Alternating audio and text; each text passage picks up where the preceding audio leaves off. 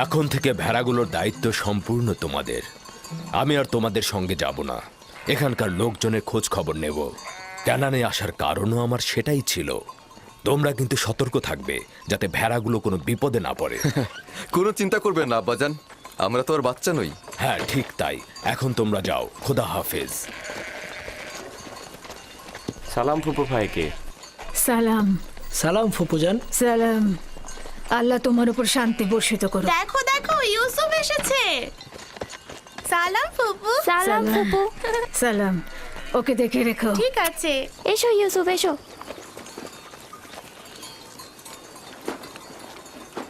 সালাম খোদার নবী।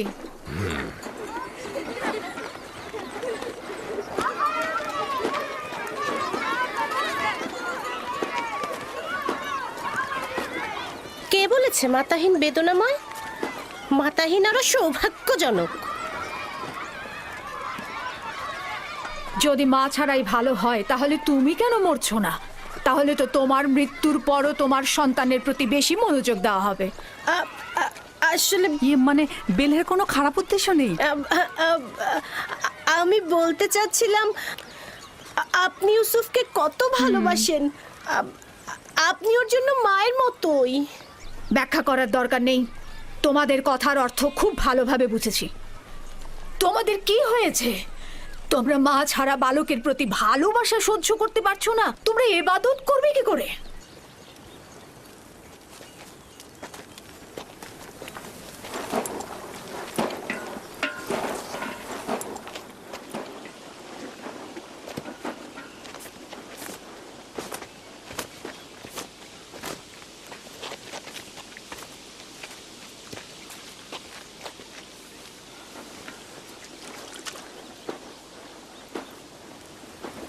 বোন, তোমাকে আরো সতর্ক হতে হবে। ইউসুফের প্রতি তোমার অতিরিক্ত ভালোবাসা, ভালো খাবার দেয়া, পোশাক পরিচ্ছদে তাকে পরিপাটি করে সাজিয়ে তোলা অন্যদের ঈর্ষান্বিত করবে। সন্দেহ নেই যে ইউসুফের প্রতি লিয়ার চাইতে তোমার ভালোবাসা বেশি। কিন্তু দুঃখের কথা হচ্ছে এই যে এর কারণে ইউসুফ আর তার ভাইদের মধ্যে মতপার্থক্য তৈরি হচ্ছে।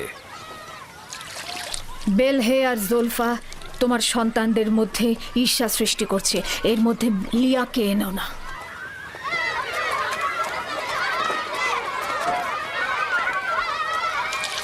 খোদা তাআলা ইউসুফকে সকল প্রকার ঈর্ষা আর কুনজর থেকে রক্ষা করুন।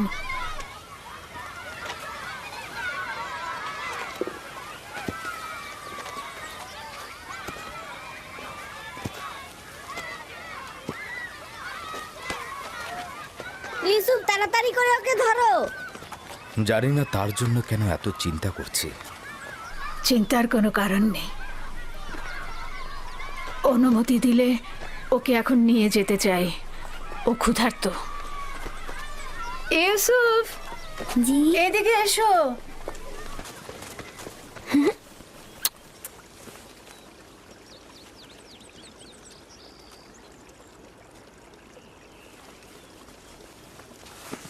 চলো যাই। খোদা হাফেজ। আল্লাহ রক্ষা করুক।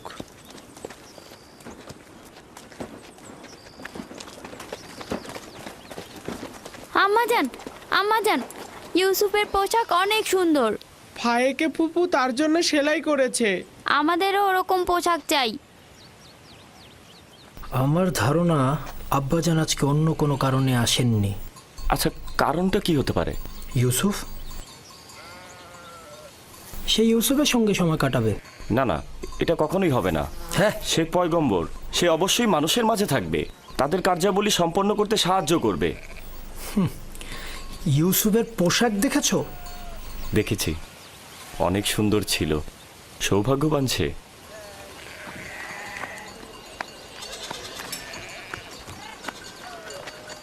লাবি, ইয়াহুদা, চলে এসো। আসছি।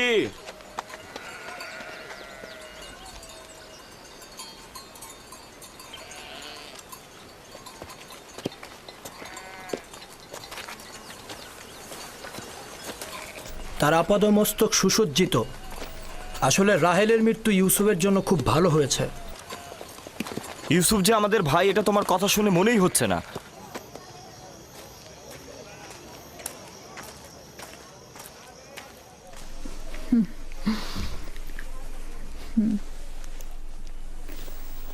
এটা পরে নাও।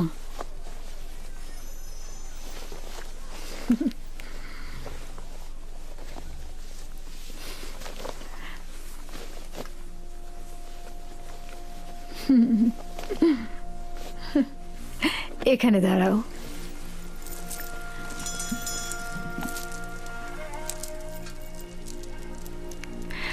দেখো কি এনেছি। এই কোমর বন্ধনীটি তোমার দাদা জান ইসাক নবীর। তার অনেক আশা ছিল যে নবুয়ত প্রাপ্তি হবে সেই এই কোমর বন্ধনীটি ব্যবহার করবে। আমি তোমাকে এটা পরিয়ে দিচ্ছি। কোমর বন্ধনীটা আমার খুব পছন্দ হয়েছে। হজরত ইব্রাহিমের পোশাক আর এই কোমর বন্ধনটি আমার কাছে সংরক্ষিত ছিল। পোশাকটি আমি আমার ভাইকে দিয়েছি আর কোমর বন্ধনীটা তোমার। সাবধান, হারিও না কিন্তু। আমার ভয় করছে, কেউ কেউ এটা দেখে অসন্তুষ্ট হতে পারে। কে কে হতে পারে? যেমন আমার ভাইজানেরা। একদম চিন্তা করো না, তাড়াতাড়ি করো। আমরা তোমার আব্বাজানের মাহফিলে যাব, আর দেরি করা ঠিক হবে না। চলো যাই।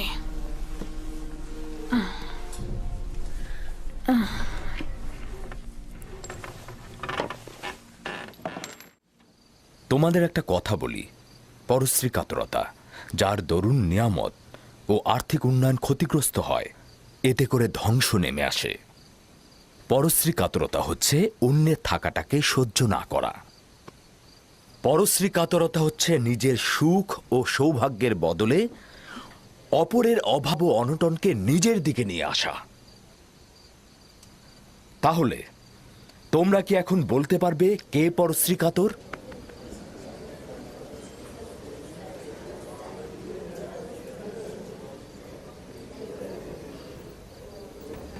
ইউসুফ যে কোমর বন্ধনীটা পড়েছে ওটা ইসাক নবী থেকে প্রাপ্ত। ফাইকে এটা কেন ইউসুফকে দিয়েছে, এটা তো পরবর্তী পয়গম্বরের পাওয়ার কথা। ঈর্ষাকারীর অন্তর চায় না যে কেউ কিছু অধিকার করুক। সাবাস পুত্র আমার। ঈর্ষাকারী ঠিক তেমন তুমি যেমনটি বলেছ, সে সব সময় অন্যের থাকাটায় জ্বলে পুড়ে মরে, রাগান্বিত হয়। দেখেছো কিছু কি বুঝতে পারছো? তাই দেখেছো এমনকি মুখে কিভাবে বাস্তবের ক্ষয় ক্ষেত্রেও, ফুটছে? দুনিয়ার আর্থিক সম্পদের ক্ষেত্রেও ঠিক এমনটি। ঈর্ষা ত্যাগ করার পথ কি? কে এই প্রশ্নের উত্তর দিতে পারবে? এবার ইউসুফ উত্তর দিয়ে দেখাক দেখি। হ্যাঁ, ইউসুফ তো অনেক ছোট, তার স্মরণে সবকিছু নাও থাকতে পারে। আব্বাজান, হিংসুক কি জানে যে এই দুনিয়া একদিন শেষ হয়ে যাবে? সাবাস পুত্র আমার, সাবাস। উত্তরটা ঠিক এটাই তুমি যেটা বলেছ। হিংসুকের অবশ্যই এটা জানা উচিত, দুনিয়া এবং দুনিয়াতে কেউ চিরস্থায়ী নয়। হিংসুক দুনিয়ার কল্যাণ যেমন দেখে না, তেমনি আখেরাতের পুরস্কারও পায় না। হিংসাকারী তার পরশ্রী কাতরতায় কখনোই লাভবান হয় না এবং সে কখনোই কারো বন্ধুত্ব অর্জন করতে পারে না। পরশ্রী কাতর ও হিংসাকারীর স্থান কোথাও নেই। এই উপলব্ধিটা তাদের থাকলে কখনোই তাদের সংকীর্ণ দৃষ্টিভঙ্গি দিয়ে নিজেকে এবং দুনিয়াকে জাহান্নামের দিকে ঠেলে দিত না। মাতৃহীন একটা ছোট বাচ্চাকে মহব্বত করবে, এটা তো স্বাভাবিক। জননী থাকা অবস্থায় সন্তানকে মহব্বত করবে না, এটাও কি স্বাভাবিক? তাই তো মনে হচ্ছে।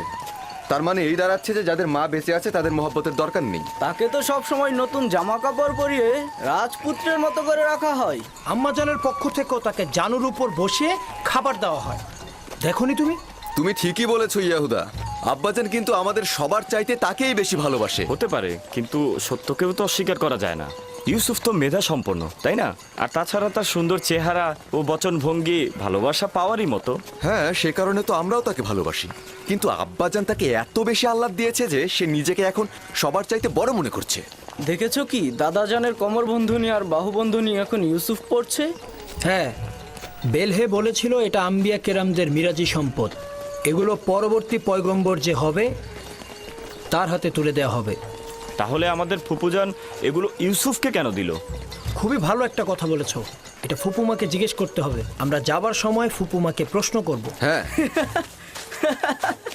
এই যে দেখো একটা পাথর, আসো আমরা শক্তি পরীক্ষা করি। সবার আগে আমি তুলব। আবারও শুরু করলে ইয়াহুদা। যে বিজয়ী হবে সে কিন্তু আব্বাজানের উত্তরসূরি হবে। হ্যাঁ, তোলো তোলো। এই তো। হচ্ছে হচ্ছে হচ্ছে আরেকটু। দেখি, সরো সরো, বুঝেছি তোমার ক্ষমতা। এবার আমাকে দেখো। দেখা যাবে।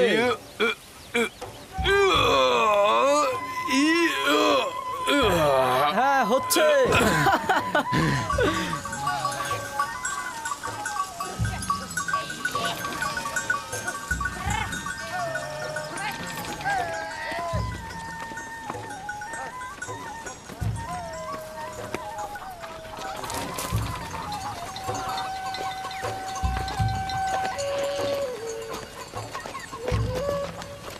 কি ব্যাপার, তোমরা সবাই কোথায় যাচ্ছ?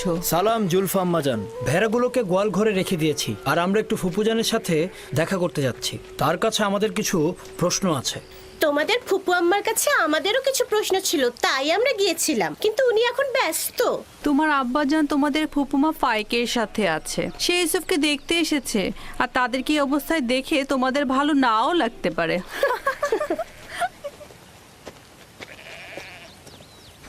ওইখানে কি হচ্ছে এমন? আম্মাজানরা কিসের যেন ইঙ্গিত দিয়ে গেল। চলো আমরা গিয়ে চলো। দেখি। চলো ইয়াহুদা।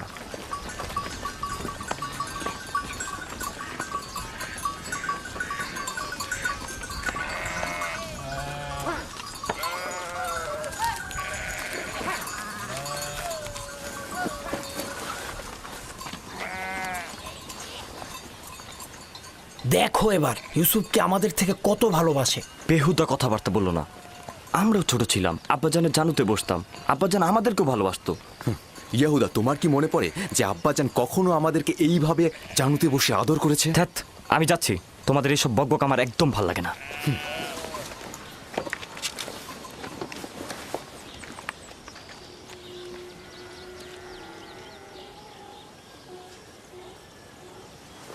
এখানে দাঁড়াও তো আমার পুত্র। সালাম আব্বাজান। সালাম আব্বাজান। সালাম ফুপি। সালাম। সালাম, এসো। খোদা তোমাদের সহায় থাকুক। কি হয়েছে আমার পুত্ররা, আজ যে তাড়াতাড়ি ফিরে এলে? আসলে আব্বাজান, এইমাত্র আমরা ভেড়াগুলোকে গোয়াল ঘরে রেখে আসলাম। তো এখানে আসলাম, ফুপুর সাথে আমাদের একটু কথা ছিল। হ্যাঁ, ঠিক আছে, কি বলবে শুনি। ফুপুজান, এই কোমরবন্দিটা আমাদের দাদাজান ইসাক নবীন না? হ্যাঁ, ঠিক বলেছ। তবে ইউসুফের এটা পরার অনুমতি আছে। হাকিকত হচ্ছে ইউসুফ এটা দিয়ে খেলতে ভালোবাসে, মায়ের দুঃখ ভুলে থাকে। কিন্তু বেলেহে আম্মাজান তো বলেছে এই কোমর বন্ধনীটি পরবর্তী পয়গম্বরদের, আর এটা তারাই পাবে। ইসাক নবীর পরে আমি এই কোমর বন্ধনীটির উত্তরাধিকারী হয়েছি। ইউসুফের কাছে এটি শুধুমাত্র একটি খেলার সামগ্রী মাত্র। বেলহে আর জুলফা রাহেল যখন বেঁচে ছিল তখন তার সাথে হিংসা করত, এখন ওর সন্তানের সাথে হিংসা করছে। বুঝতে পারছো? এসব কথা না ভেবে নিজের কাজ কর গিয়ে। আব্বাজান, আমাদের ধারণা আপনি আমাদের চাইতে ইউসুফকে বেশি ভালোবাসেন। এটা সত্য নয়। কিন্তু আপনি তো আজকে ওকে দেখতে এসেছেন, ওকে জানুর উপর বসিয়েছেন। তোমাদেরকেও ছোটবেলা আমি আমার জানুর উপরে বসাতাম। যদি তোমরাও দূরে থাকতে তাহলে আমিও তোমাদেরকে দেখতে আসতাম। আমি তোমাদেরকেও অনেক ভালোবাসি। তোমাদের থেকে এসব কথা শুনতে হবে আমি কখনো আশা করিনি। চলো যাও যাক, চলো। আমি তোমাদেরকে আমার পরিবারের মূল ভরসা হিসাবে জানতাম, কিন্তু তোমরা একজন মাতৃহারা ছোট বাচ্চার সঙ্গে নিজেদের তুলনা করছো। খোদা হাফেজ।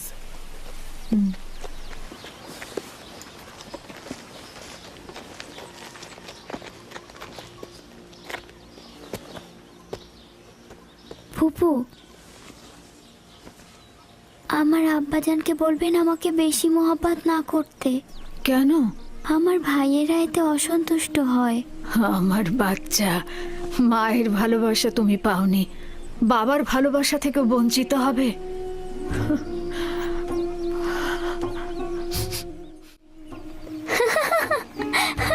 ইউসুফ! ইউসুফ! লক্ষ্মী বাবা, ইউসুফ কোথায় তুমি? ইউসুফ! ইউসুফ দাঁড়াও, দাঁড়াও! ইউসুফ দাঁড়াও, দাঁড়াও বলছি, এত দুষ্ট!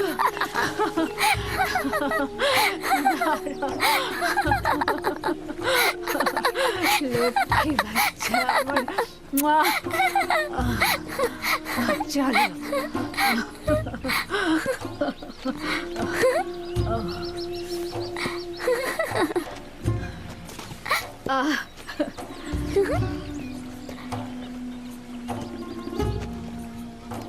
এসো।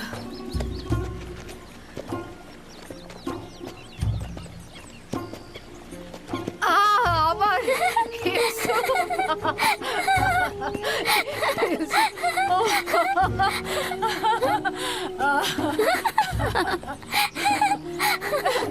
ধরে ফেলেছে, ধরে ফেলেছে। ইউসুফ! ইউসুফ! দাঁড়াও! ইউসুফ! ইউসুফ! ইউসুফ! ইউসুফ দাঁড়াও, দাঁড়াও! এত দুষ্ট তুমি, হাঁপিয়ে গেছি, আর পারছি না। চলো বসো, নড়বে না কিন্তু, দাঁড়াও দেখি।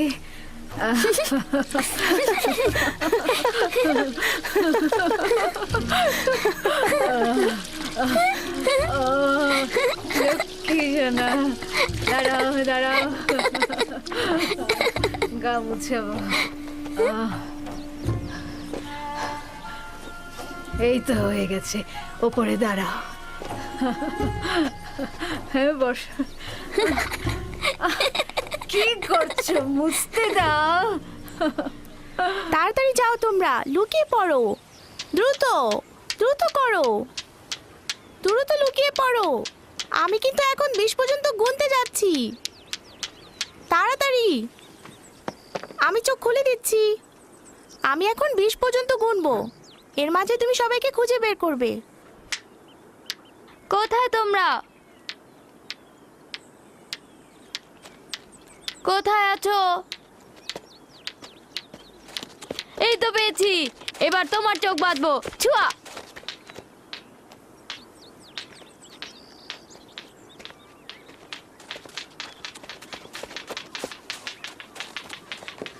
এই তো পেয়েছি, এই যে তোমাকেও পেয়েছি। কিন্তু তুমি তো এখনো ইউসুফকে খুঁজে পাওনি। ইউসুফ! ইউসুফ! ইউসুফ! এই ইউসুফ! হ্যাঁ, ইউসুফকে তো কোথাও খুঁজেই পাচ্ছি না। ইউসুফ! ইউসুফ!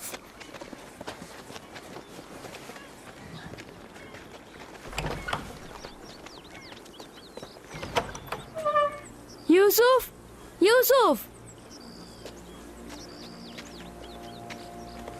ইউসুফ! খেলা শেষ হয়ে গেছে, বের হয়ে এসো। ইউসুফ কোথায় গেল? সব জায়গাতেই তো দেখেছি। আচ্ছা, পুপু আমার কাছে চলে যায়নি তো? হতেও পারে, চলো গিয়ে দেখি। চলো চলো। ইউসুফ! ইউসুফ! ইউসুফ! ইউসুফ! ইউসুফ! ইউসুফ! মাসনে, ইউসুফকে দেখেছো? কি হয়েছে আগে সেটা বলো। ইউসুফকে খুঁজে পাওয়া যাচ্ছে না। এখানে তো আসেনি, বাইরে দেখো। ফুপুমা, ইউসুফকে দেখেছেন? ইউসুফকে খুঁজে পাওয়া যাচ্ছে না। খুঁজে পাওয়া যাচ্ছে না? কেন খুঁজে পাওয়া যাবে না? তোমরা একসাথে খেলোনি? হ্যাঁ, ও তো লুকিয়েছিল, এখন আর পাচ্ছি না। সব জায়গায় খুঁজেছো? হ্যাঁ, আমি এখন ছাদে দেখে আসি। সে আমার ভাইয়ের চোখের মনি, তাকে খুঁজে বের করতেই হবে। চলো বাইরে গিয়ে দেখি। চলো দেখি ওকে কোথায় পাওয়া যায়। ইউসুফ! ইউসুফ! ইউসুফ! ইউসুফ তুমি কোথায় বাবা? ইউসুফ ইউসুফ কোথায় তুমি? ইউসুফ ইউসুফ ইউসুফ ইউসুফ ফুপুজান, ইউসুফ উপরেও নেই। ইউসুফ আমি এখন কি করি? ইউসুফ ইউসুফ ইউসুফ ইউসুফ ইউসুফ ইউসুফ ইউসুফ ইউসুফ ইউসুফ ইউসুফ তুমি কোথায়? কোথায় গেল? খেলা শেষ। কোথায় গেল ইউসুফ? ইউসুফ ইউসুফ ইউসুফ বের হয়ে আসো। কুয়ায় পড়ে যায়নি তো? ইউসুফ